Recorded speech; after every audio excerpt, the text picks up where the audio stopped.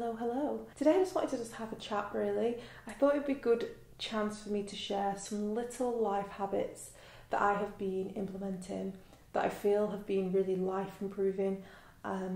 Just small things that make a big difference, because I feel like towards the end of last year I really felt a little bit overwhelmed, stressed at times, and just not the best like headspace wise, and I knew that things had to change, so I kind of reassessed everything and just started putting little things in place to just make me feel more at ease and help me manage things better. And so far so good. I've gone into 2019 feeling so much more calm and relaxed. I think I've mentioned this a few times in my blog. If you read that, I tend to kind of speak more openly and about more personal topics on my blog, so if you fancy a read, you can see all that. I'll link it down below. So yeah, I have been putting a lot of little steps in place that have really been helping me, and I thought I'd share some of them with you today. So these are kind of my like small but really important life improving habits, so to speak. So I'll say the first one, which is something that I've been speaking about a lot, and especially I think around November time last year, and that one is learning to say no. I wouldn't say I'm a yes person as such. Maybe I am a bit of a yes person. I am very much like, yeah, I am a bit of a yes person actually. I'm a type of person, if a friend says, hey, do you want to go out? It's a yes. Do you want to go on a holiday? Yes. Do you want to do things? Yes. I tend to be quite a yes person, especially when it comes to kind of new opportunities, things that excite me, because obviously I'm a bit like, well, why wouldn't I say yes to these things?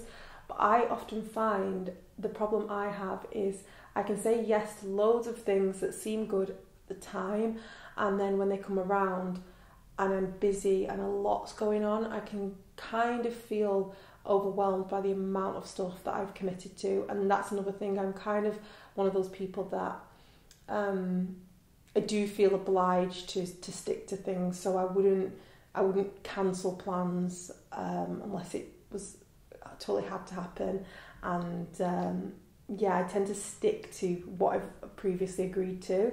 So one of the first habits that I knew I needed to change, especially towards the end of last year, as I was feeling a little bit off with things, was learning to say no. And this was in all aspects of life, everything from social to work. I mean, I'm quite good at eliminating jobs I know aren't right for me. My problem is, however, with being freelance, self-employed, I do like blogging, creative work full time, and when opportunities come my way that I am excited about, it's all too easy to say yes. And especially if a lot's coming your way at once, as a freelancer there's no like set amount of work that will come your way, so if it all comes your way at once, it's so easy to just say yes to everything, but then before you know it, you can kind of quickly feel swamped under, which I think at times last year that's how I ended up feeling. So I feel like this year especially I've been super selective, more so than before, with what types of projects I've been taking on. I'm just being very mindful about timings of things, and if I'm able to really put my all into a project. And then on a personal level, the same again. Like I said, I'm very much a yes man, and kind of being a little bit more conscious about the things I say yes to.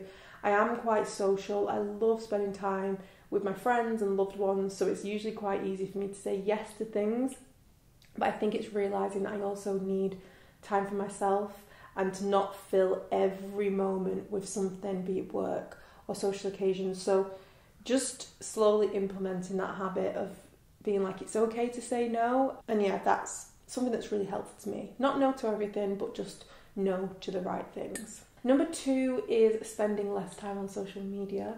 I feel like it's no surprise there. This is kind of a topic that often comes up when talking about self and the mind these days. Social media can play a big part. It can be quite detrimental to a lot of people's mental health.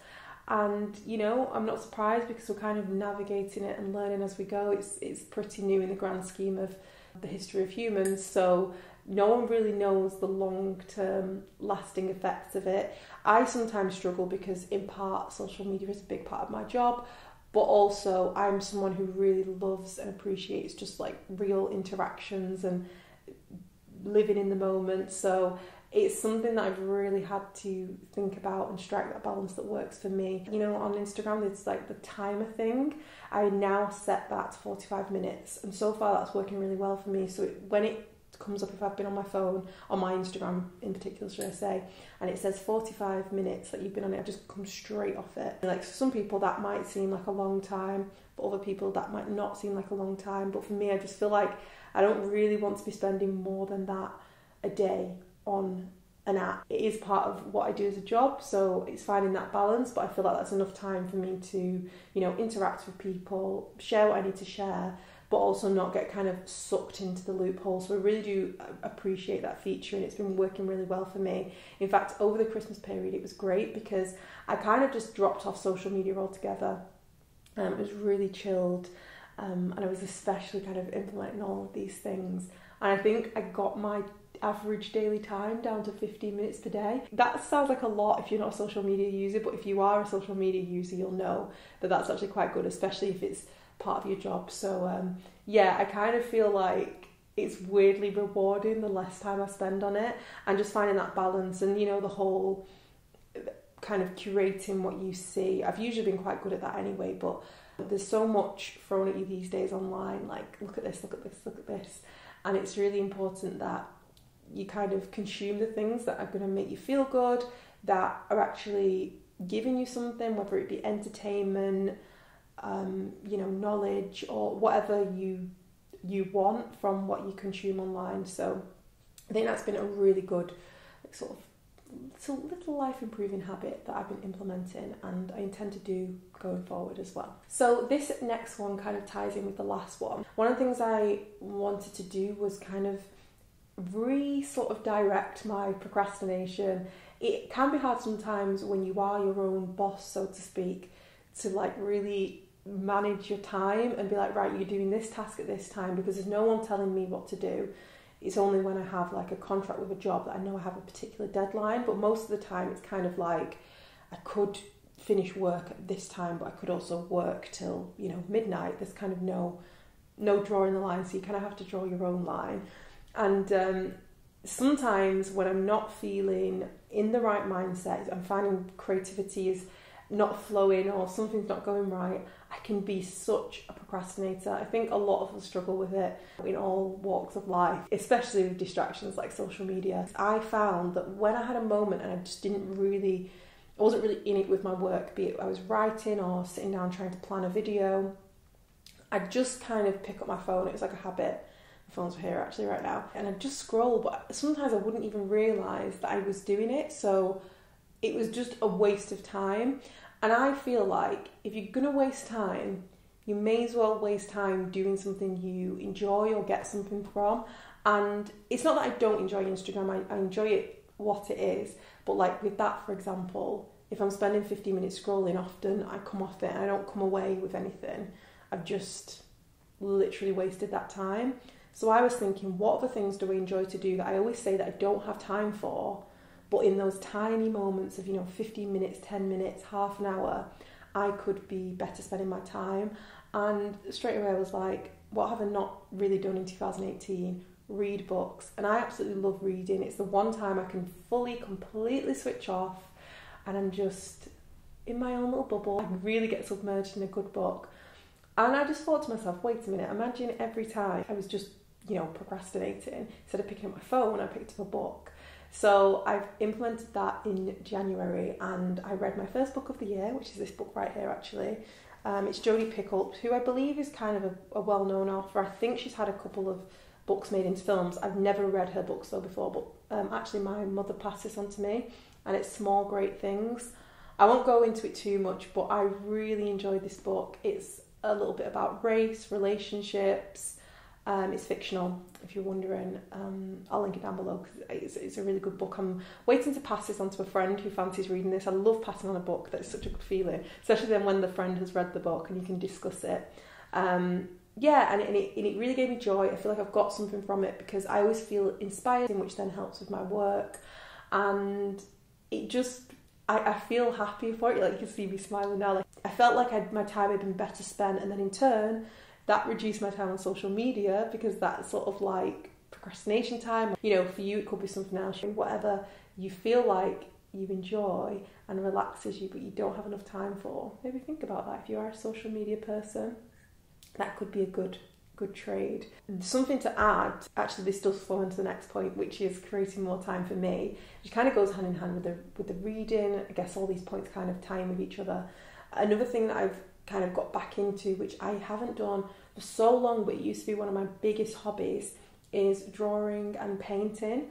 And it's so hard kind of when you work as a creative, it can be really hard to define the lines of what is worth your time that isn't for work, if that makes sense. So obviously I do a lot of photography and things like that, creating videos and putting together creative content, and sometimes I have a weird guilt if I'm doing something that's creative but purely for myself and it's not providing any sort of income or job opportunity. And I think I've had to like rewire my brain a little bit there and go back to just what I enjoy as well. Like I do love creating videos and doing blog posts and all that, but there's other hobbies that I kind of shoved aside, and I've just brought them back, you know, the reading, and yeah, I've been drawing and actually did a little painting self-portrait the other day, which was, I really enjoyed it, and I just find it quite therapeutic doing that. And again, it's another outlet. And I think creating more time for myself, oh my gosh, I felt so much calmer. And then obviously that ties back into the saying no, because in saying no to things, I have the time for myself.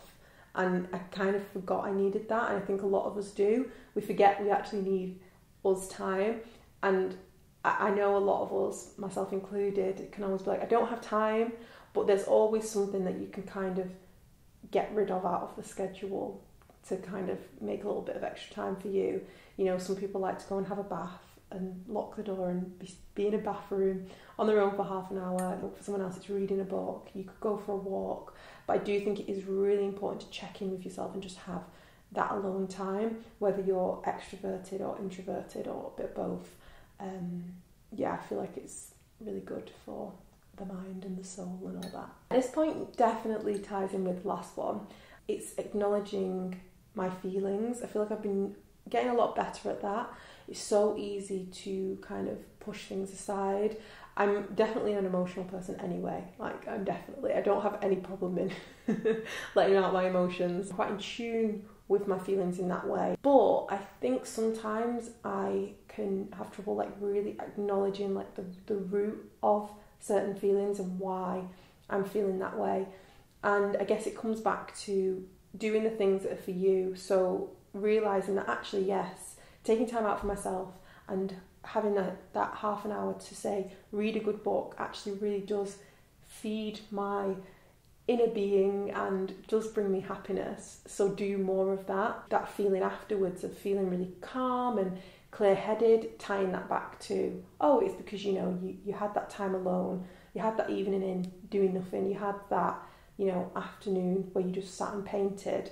And again, the things that, you know, are leaving me feeling stressed and anxious, like spending too much time on social media, packing my schedule with too many jobs, and then at the end having that feeling but not really associating it. So I'm getting better at acknowledging what is making me feel like what. And I know it's a luxury to be able to, you know, pick and choose with work and things like that, but I feel like in whatever space you're in, there's probably always a way that you can in some way ease pressure. Kind of vague because I don't know what you watching do for a living or whatever it is in your life.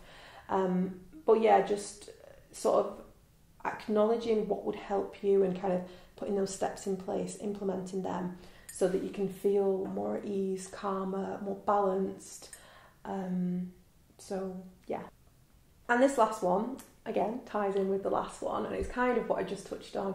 And it's basically, once you've acknowledged the feelings of yourself, for me personally, it's been saying how I feel and being honest about my emotions. I'm often happy to take on friends' problems, and when I say that, I don't mean that in any sort of negative way. I actually love being there for friends. In fact, if I ever have a friend that is a close friend and they don't come to me with their problems. I'm like, why didn't you come to me? Because I really, really love to help my close friends. Like, that's why you're close friends with people, you know.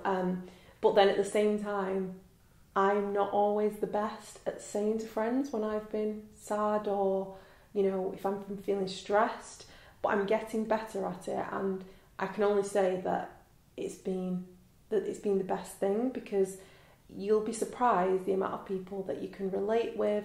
I know friends who have had, like, gone through similar things as me, for example. And again, going back to saying no, you know, if you are feeling a little bit stressed, at least if you're then saying, actually, I'm really sorry, but I can't do coffee this week. Can we catch up, you know, in a week or so, or a couple of weeks? And then at least if you've spoke to that person and said how you're feeling and that you just need more time for yourself, then they'll understand it a lot better, rather than you just saying no, because, you know, you don't want them to just think it's them. Or, you know, sometimes it's like, actually, you know, I do have that day free, but sorry, I have a date with myself. And good friends would understand that. So I think that definitely helps, telling people about how you feel in terms of, like, your close circle and things like that. That's helped me anyway. So yeah, those were kind of 6 life improving habits. I really feel like they've made a big difference.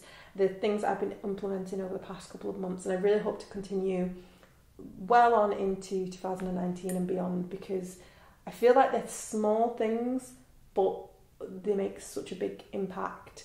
And for me, I'm feeling so much more calmer and relaxed and just in control of everything, because it's so easy, especially in life these days. Everything's so fast-paced, in your face, go, go, go.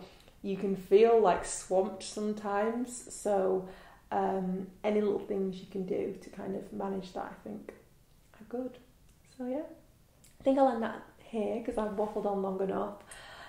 Hopefully you enjoyed this video. Like I said, I'll leave my blog down below, because I have loads of kind of chatty sort of blog posts on similar topics on there. And I'll chat to you all later. I hope you have a wonderful day. And that's it. Thanks for watching. Bye.